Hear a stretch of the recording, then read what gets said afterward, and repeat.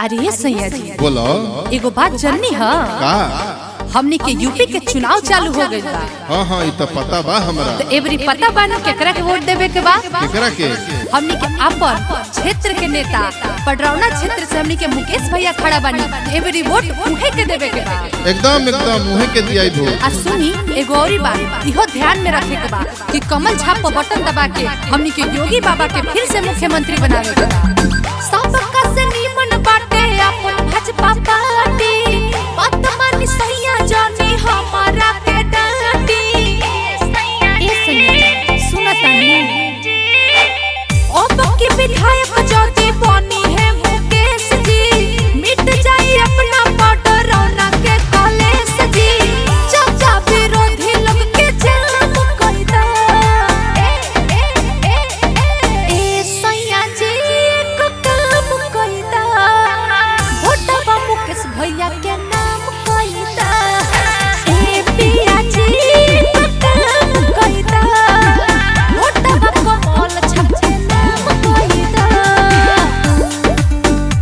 संकल्प है ये राष्ट्रभक्ति का, करना सफल है, फिर जोर लगा के हमें खिलाना कमल है। जहां आइए एक बार फिर से अपने उत्तर प्रदेश में कमल खिला के एक बार फिर से श्री योगी बाबा को ही मुख्यमंत्री चुने। सुयोग्य कर्मठ शिक्षित जुझारू मुकेश कुमार को विधायक बनाए, कमल पर बटन दबाएं। कमल छापा बटन दबाई हो योगी बाबा के फिर से सीएम बनाई हो। यूपी से भागल भ्रष्टाचारी हो दुखिया के मिटल लाचारी हो कमल छाप के नाम सरियाम कर दा। ए सैया जी एक काम कर दा वोट अपन योगी जी के नाम कर दा। ए सैया जी एक काम कर दा वोट मुकेश जी के नाम कर दा। एक बार फिर आप सभी को एकजुट होना है। एक बार हमें फिर से योगी आदित्यनाथ जी के साथ चलना है। मुकेश कुमार भैया को विजयी बनाना है।